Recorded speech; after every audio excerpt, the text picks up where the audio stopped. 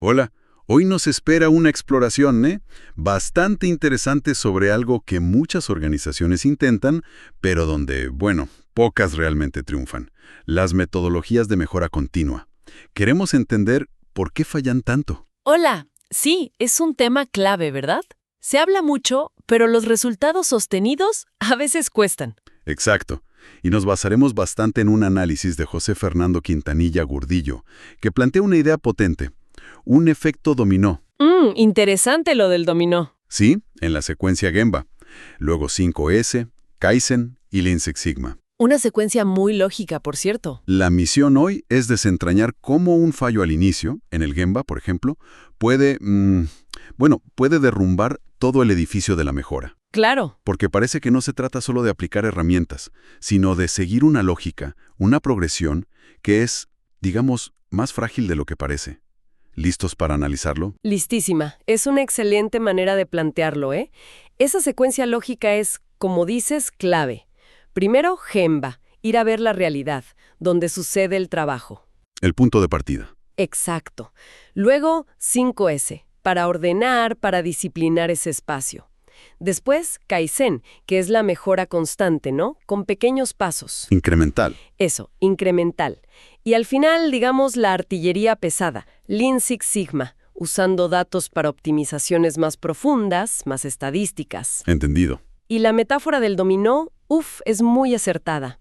Porque si el Gemba es superficial o ni se hace, Que pasa mucho, parece. pasa muchísimo.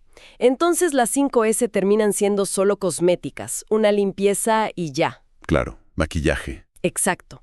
Y sin esa disciplina real de las 5S, las mejoras Kaizen, las ideas que surgen, pues se desvanecen, no tienen dónde agarrarse. Se pierden. Se pierden.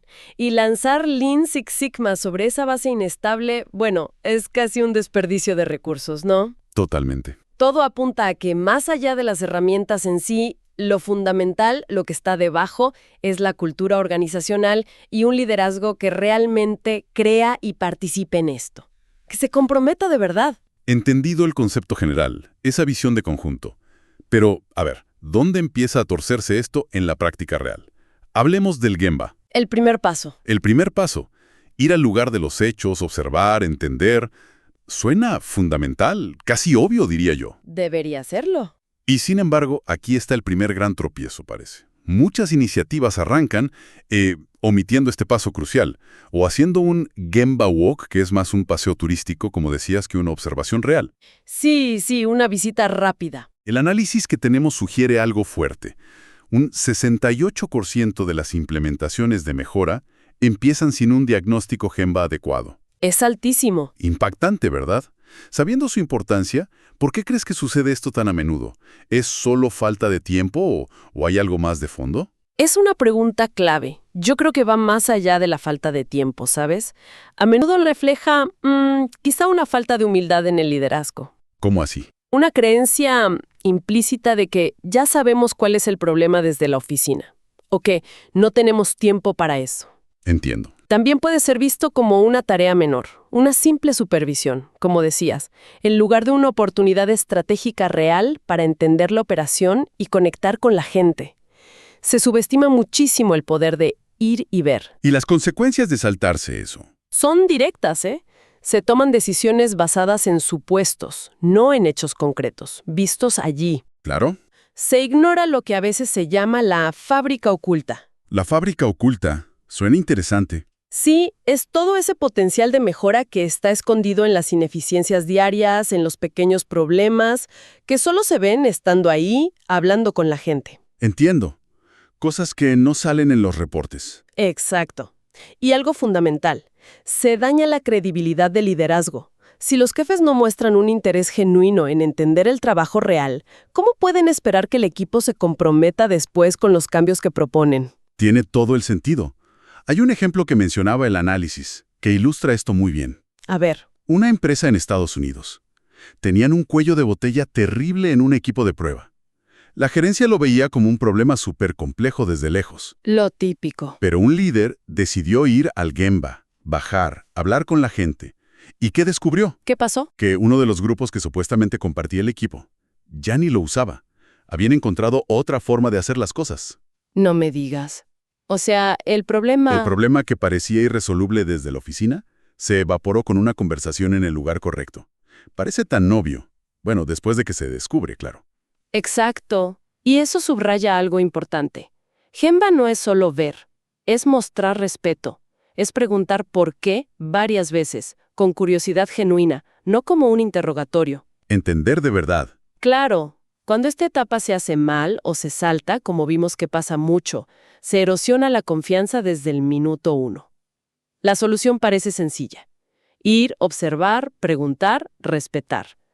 Pero requiere una disciplina y una mentalidad que, bueno, a veces falta en la vorágine del día a día. Y sin esa base de respeto y entendimiento mutuo. Lo que sigue, lo que se construye encima, está sobre arena. Flojito. Y esa arena movediza nos lleva directamente a la segunda ficha del dominó. Las 5 S's. Las famosas 5 S's. Si Gemba fue el diagnóstico, las 5 S serían como poner orden en la sala de operaciones antes de empezar a intervenir, ¿no? Crear un entorno limpio, ordenado, seguro. Un puente necesario entre observar y empezar a mejorar con Kaizen, ¿verdad? Precisamente. Las 5 S's sientan las bases de la disciplina visual y la estandarización. Son el primer paso tangible para que el equipo empiece a tomar control de su propio entorno de trabajo. Es fundamental. Pero aquí también, hay trampas. Parece que un error muy común es lanzar las 5 S's sin ese diagnóstico Gemba previo que ya hablamos. Sí, sin saber qué ordenar o por qué. O peor, tratarlo como una jornada de limpieza de fin de semana. Vamos todos a limpiar el sábado. Y ya. Sí, el 5S Day. Exacto. El análisis indica que esto ocurre en un 72% de los casos. Se aplican de forma aislada. ¿Es esto principalmente una falla de seguimiento, de que no se mantiene, o refleja esa falta de compromiso gerencial que mencionabas antes? Yo creo que refleja directamente esa falta de compromiso y, sobre todo, la ausencia de una visión a largo plazo. Si el Gemba no demostró un interés real por parte de la gerencia... La gente lo nota. Claro. Entonces las 5 S se perciben como la iniciativa del mes. Otra más. Se hace la limpieza inicial, quizás se ponen algunas etiquetas bonitas, fotos para el boletín. Sí, la foto para la intranet. Esa misma. Pero no se interioriza como la nueva forma de trabajar. Y falta, crucialmente, el liderazgo con el ejemplo. ¿A qué te refieres con eso? Si los gerentes exigen 5 S impecables en la planta, pero sus propias oficinas son un caos, o peor aún, sus archivos digitales, sus carpetas en la red son un desorden total, Uy, eso es común. común y muy visible. El mensaje es totalmente contradictorio y la iniciativa pierde toda credibilidad. ¿Con qué cara pides orden si tú no lo aplicas? Es verdad, la coherencia es clave. Se mencionan casos en España donde esto es habitual. Se hace el gran evento de 5S, el lanzamiento, pero luego falta la paciencia para sostenerlo. La disciplina. La disciplina. Para auditar, para preguntar, para integrar esa disciplina en el día a día.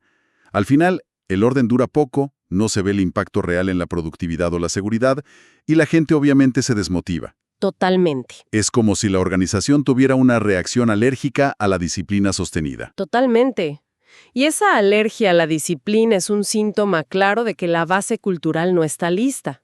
Si el Gemba no construyó confianza y el liderazgo no modela el comportamiento, las 5 S están, casi destinadas a fracasar o a quedarse en lo superficial. Entonces, ¿qué se necesita para que funcionen? Es crucial tener un responsable, un champion de 5 S que lo impulse, sí, pero sobre todo se necesita que la disciplina de las 5 S se convierta en un hábito arraigado. Tiene que ser parte del trabajo diario.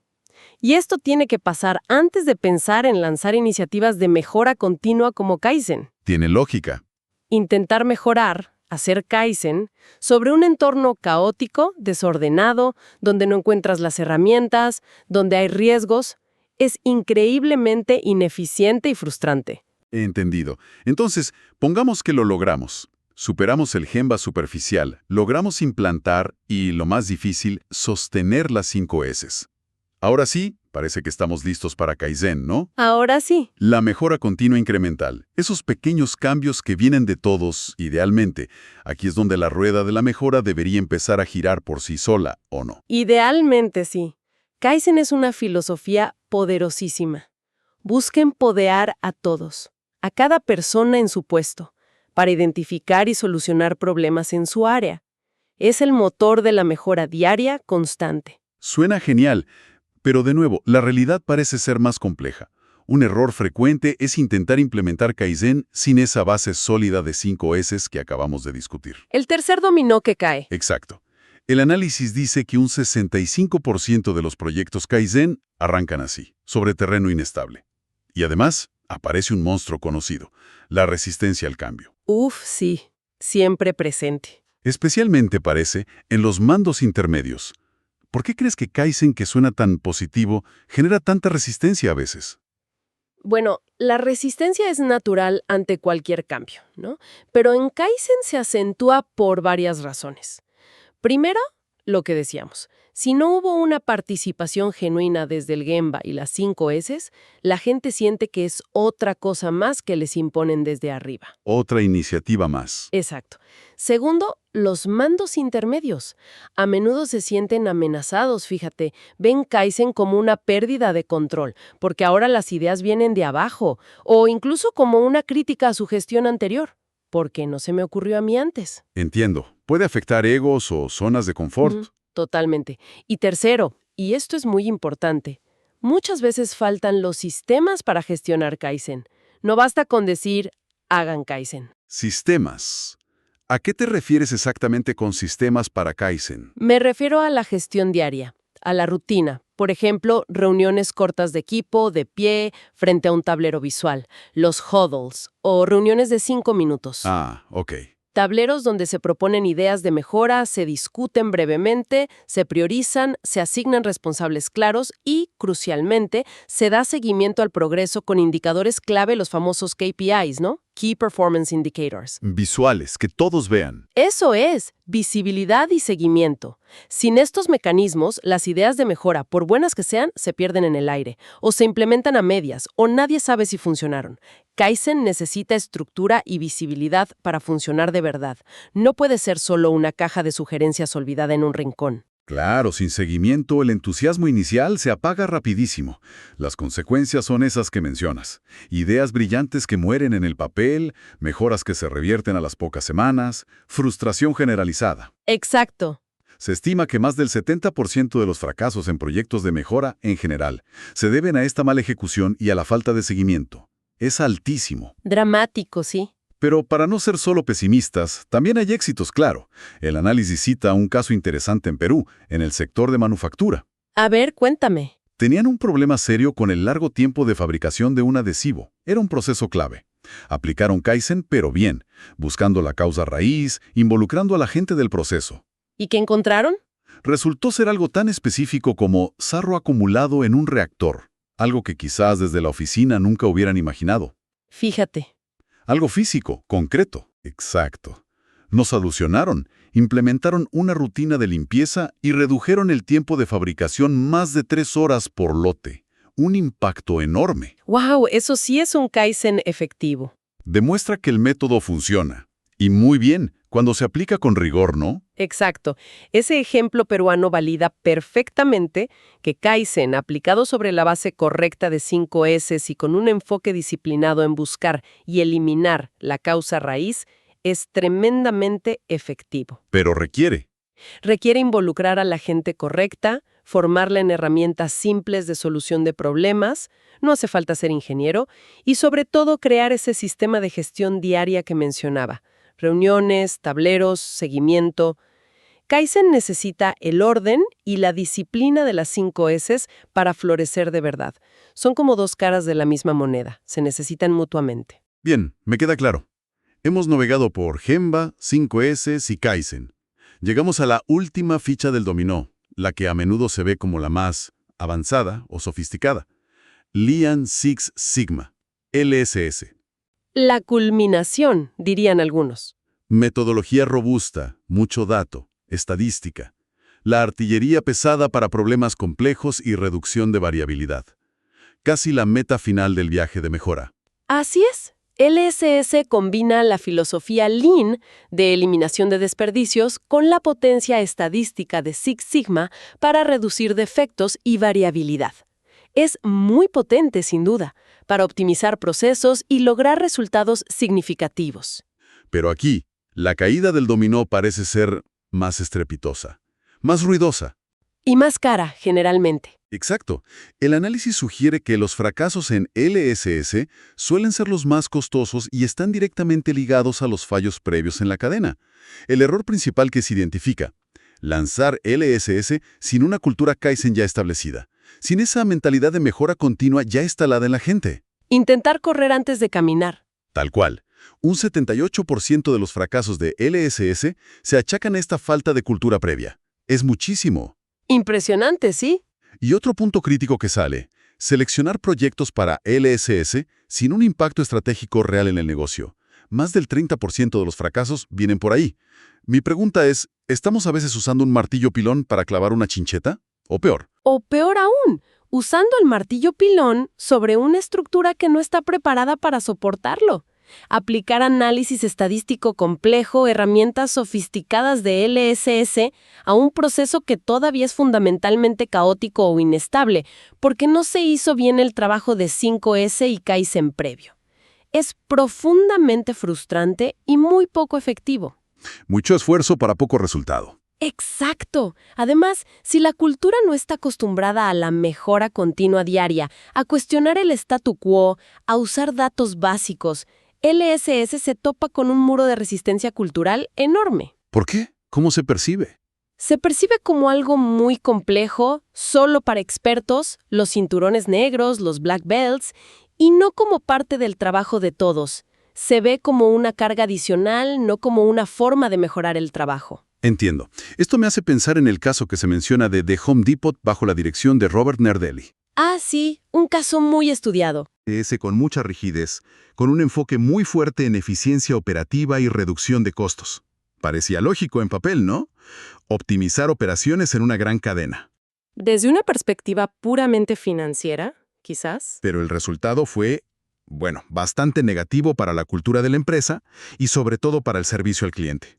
¿Cuál fue el error de visión ahí, más allá de la aplicación técnica de LSS? El error fundamental fue precisamente ese.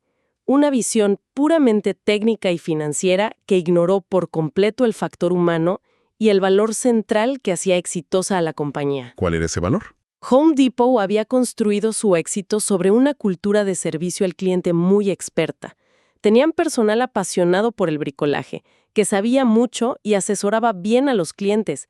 Eran casi consultores en los pasillos. Cierto, yo recuerdo eso. La implementación rígida de LSS, al enfocarse solo en la eficiencia medible, tiempos de atención, costos laborales, llevó a reemplazar a ese personal experimentado por trabajadores a tiempo parcial, quizá menos formados o menos motivados. Se estandarizaron interacciones que antes eran personalizadas y en general se dañó muchísimo la moral interna. O sea, optimizaron los procesos internos Ujú. a costa de lo que el cliente realmente valoraba y por lo que iba a Home Depot. Perdieron su diferencial. Es una lección dura, ¿eh? Eficiencia sin valor para el cliente puede ser totalmente contraproducente. Exactamente. Demuestra que LSS, aunque muy poderoso, requiere madurez organizacional. Necesita esa base sólida que venimos hablando. Gemba, entendimiento profundo y respeto por el trabajo. 5S, disciplina y orden básicos. Y Kaizen, una mentalidad de mejora continua ya instalada. No se puede saltar etapas, no se debería. Y crucialmente, los proyectos LSS deben elegirse estratégicamente. Tienen que estar alineados con lo que realmente importa para el negocio y para el cliente. No solo porque sean problemas técnicamente interesantes para resolver con estadística. Y el apoyo de arriba, imagino. Fundamental. Necesitan el patrocinio visible y activo de la alta dirección, que se vea que es importante para la estrategia de la empresa. Sin todo eso, el riesgo de fracaso, como vimos en las cifras, es altísimo y muy costoso. Es la última ficha del dominó, y si cae mal, arrastra mucho. Si recapitulamos ahora todo este efecto dominó que hemos descrito, la conexión es clara y casi dolorosa, ¿no? Sí, se ve muy lógico ahora. Un Gemba irrespetuoso, superficial o peor, inexistente, siembra desconfianza y sobre todo desconocimiento de la realidad operativa. El punto ciego inicial. 5 S's superficiales que no generan disciplina real, solo una limpieza temporal. Maquillaje, como decíamos. Sobre esa inestabilidad, sobre ese desorden latente, intentar implementar Kaizen se vuelve un ejercicio frustrante. Las mejoras no se sostienen, la gente se cansa. El motorcito no arranca. No arranca o se ahoga rápido. Y finalmente, lanzar la complejidad del Lean Six Sigma sobre todo este caos cultural y de procesos es francamente una receta para el desastre anunciado. Mucho esfuerzo, mucha inversión, para muy poco impacto real y sostenible. Entonces, ¿dónde debería estar el foco? Por eso, el foco no puede estar solo en aprender y aplicar las herramientas porque sí.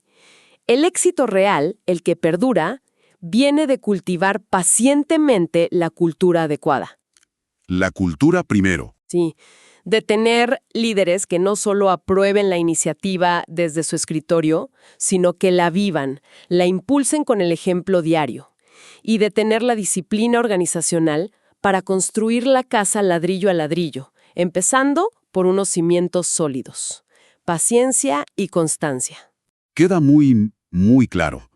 El mensaje final de este análisis parece ser que la mejora continua es definitivamente un maratón, no un sprint de 100 metros. Totalmente. Requiere coherencia en toda la secuencia, requiere paciencia, mucha paciencia parece, y un compromiso genuino desde el primerísimo paso, desde ese momento de humildad en el Gemba.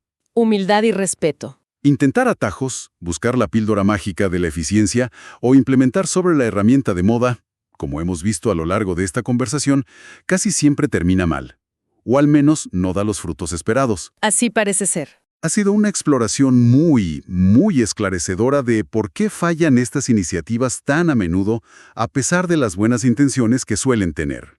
Gracias por guiarnos a través de estas conexiones y estos dominós que caen. Ha sido un placer, de verdad. Y quizás para dejar una última reflexión flotando en el aire. Adelante. Más allá de la secuencia técnica que hemos discutido, Gemba, 5S, Kaizen, LSS, ¿hasta qué punto el éxito o fracaso de todo esto es en el fondo un espejo de la capacidad real que tiene una organización para gestionar el cambio humano? Interesante. ¿Cuánto depende de si se fomenta o no un ambiente de confianza mutua, de aprendizaje continuo, de seguridad psicológica para proponer ideas o señalar problemas? Empezando por ese respeto fundamental que se demuestra o que no se demuestra en el Gemba. Una pregunta profunda. Tal vez la forma en que implementamos estas herramientas, con prisa o con paciencia, con respeto o con imposición, revela nuestros verdaderos valores organizacionales mucho más de lo que pensamos. ¿Qué tipo de organización somos realmente? Quizá eso es lo que se pone a prueba. Una reflexión potente para cerrar. Da para pensar mucho sobre qué hay detrás de las herramientas. Gracias de nuevo. Gracias a ti.